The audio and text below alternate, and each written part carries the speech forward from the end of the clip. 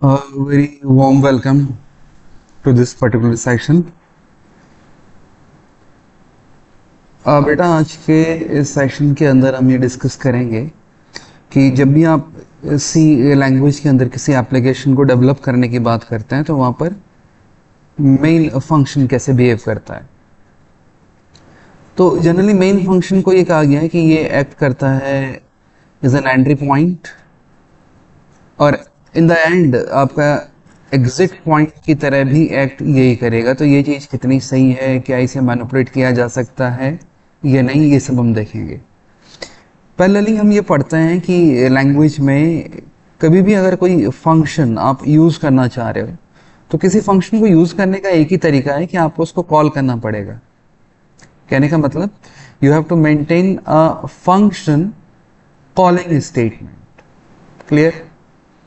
तो क्या ये चीज़ हमेशा सही मानी जाए? मैं कहना ही चाह रहा हूँ, क्या हम किसी फंक्शन को बिना कॉल किए भी, बिना एक्सप्लिसिटली कॉल किए भी एग्जीक्यूट कर सकते हैं या नहीं? तो इन्हीं चीज़ों पे ये इस सेशन को हम थोड़ा सा फोकस करेंगे। क्लियर?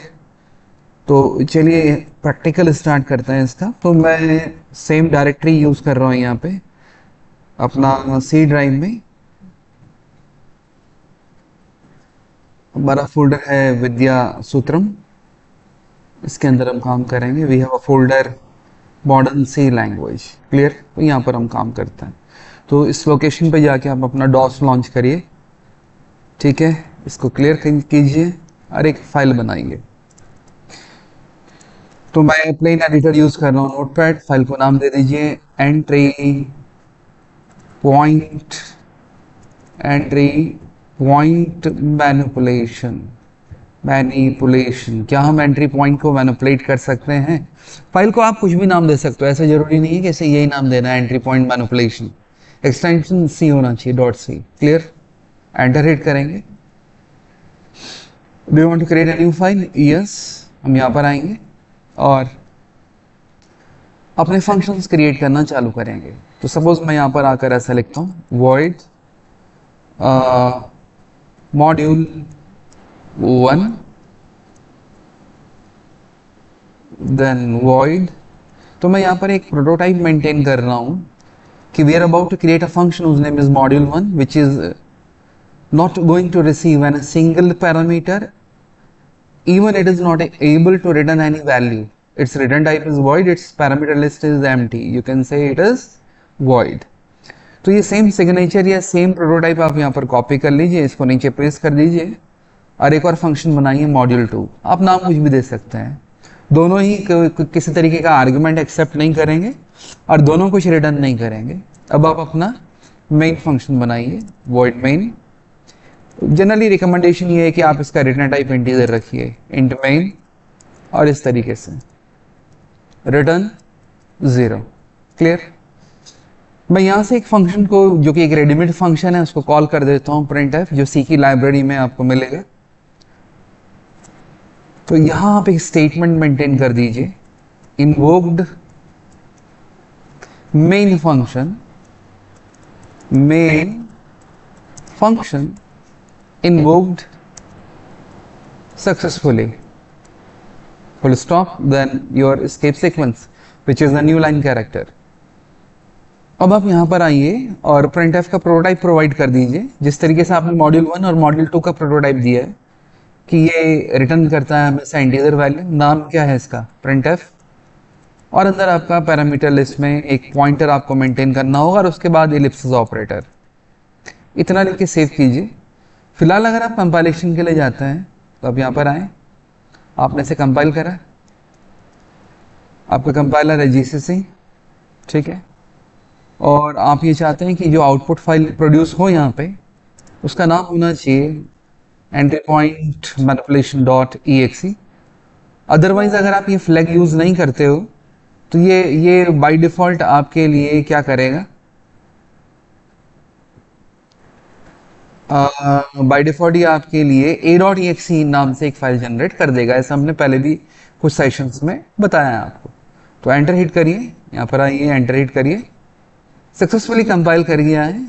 और पीछे अगर इस लोकेशन पे आप देखें कि यहाँ पर कितनी exe पड़ी हुई है, तो यहाँ पर ये देखिए, इसने आज की तारीख में 16 जुलाई एक EXE जनरेट कर दी है जिसका नाम क्या है, entry point manipulation dot EXE। अगर आप इसे एग्जीक्यूट करते हो तो ये इस तरीके से आपको आउटपुट प्रोड्यूस करके दे देता है, मेन फंक्शन इन्वोक्ड सक्सेसफुली। अब हमारा जो ऑब्जेक्टिव है वो ये है कि हमारे जो जिस तरीके से सोच अभी तक हमारी लैंग्वेज हुई है, सोच जो हमारी डेवलप हुई है लैंग्वेज को लेके, वो यही डेवलप हुई है कि मेन एक्ट करता है एज एन एंट्री पॉइंट और मेन ही एक्ट करता है एज एन एग्जिट पॉइंट। तो ये कितना सही है? कुछ सोच हमने इस तरीके से भी अपनी विकसित कर ली है कि बिना मेन फंक्शन के काम नहीं होगा। ये कितना सही है? ये सारी चीजें बार बार हम लेक्चर्स में डिस्कस करते रहेंगे। तो फिलहाल मैं यहाँ पर क्या कर रहा हूँ, ये दोनों मॉड्यूल्स को डिफाइन करने जा रहा हूँ। मैं यहाँ पर आया और मैंने लिखा void module 1 parameter list is empty,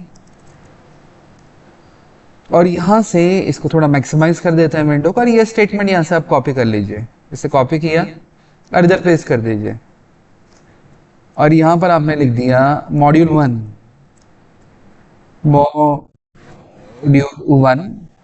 function invoked successfully. पूरी डेफिनेशन को या पूरी इंप्लीमेंटेशन को कॉपी करिए और इमीडिएटली इसके बाद यहाँ पर पेस्ट कर दीजिए, और ये फंक्शन का नाम बदल दीजिए। अगर आप नाम नहीं बदलोगे तो सी आपको हमेशा एरर देगी।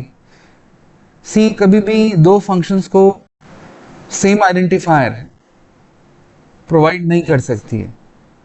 सी ये कहती है कि हमेशा किसी भी पर्टिकुलर एप्लीकेशन के अंदर जितने भी फंक्शन बनेंगे उन सभी का नाम यूनिक होना चाहिए। तो इसको आप बदल दीजिए, मॉड्यूल 2 कर दीजिए, और नीचे मैसेज भी चेंज कर दीजिए, module 2 function invoked successfully. Clear?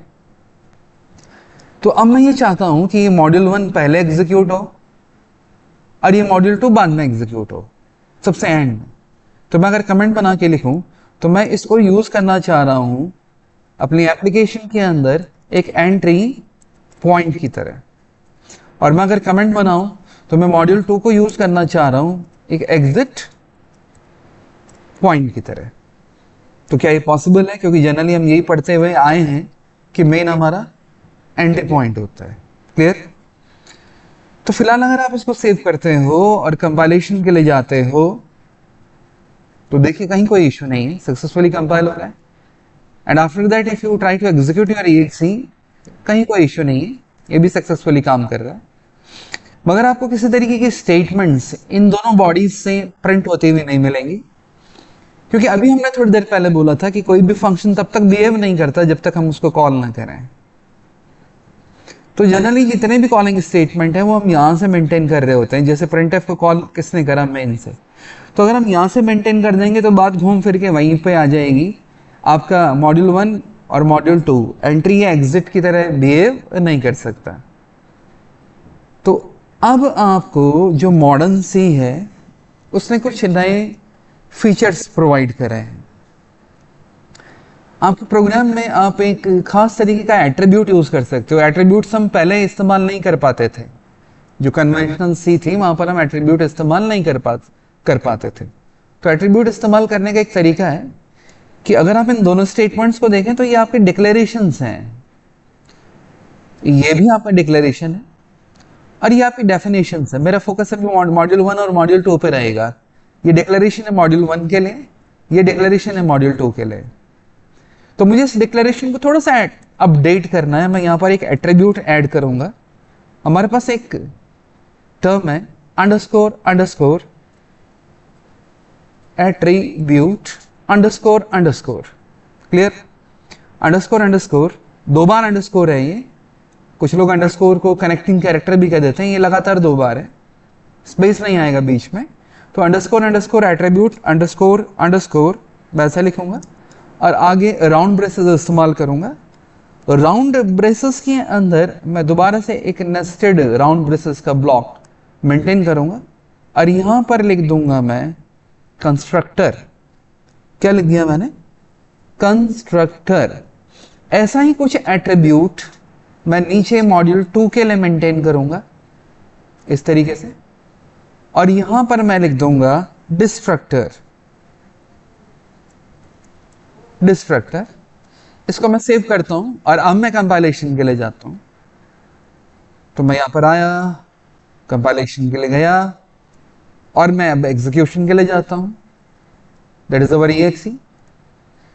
तो अगर आप अपने आउटपुट को देखें तो एक चौंकाने वाला आउटपुट है, आपका मॉड्यूल 1 फंक्शन इन्वोक्ड सक्सेसफुली, ये स्टेटमेंट पहले आ रही है।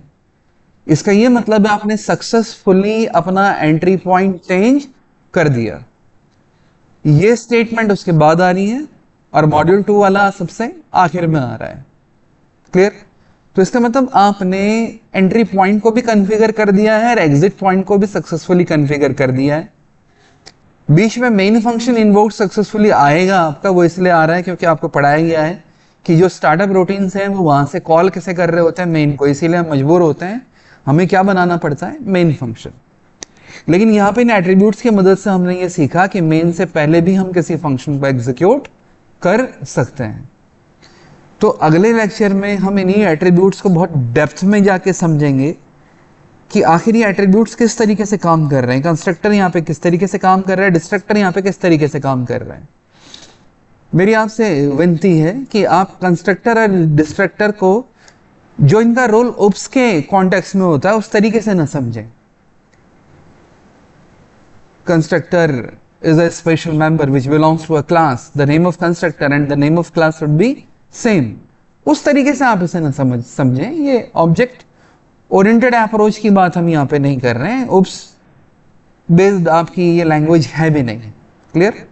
तो यहाँ पे टेक्निकली ये एट्रीब्यूट्स क्या हैं, क्या इनका मीनिंग है, इसको हम नेक्स्ट लेक्चर में, जो एक सपोर्टिंग लेक्चर तुरंत इसके बाद हम इसके लिए रिकॉर्ड करेंगे, आपको बहुत ही डेप्थ में ये सारी डिटेल्स मिल जाएंगी। So thank you for being a part of this session.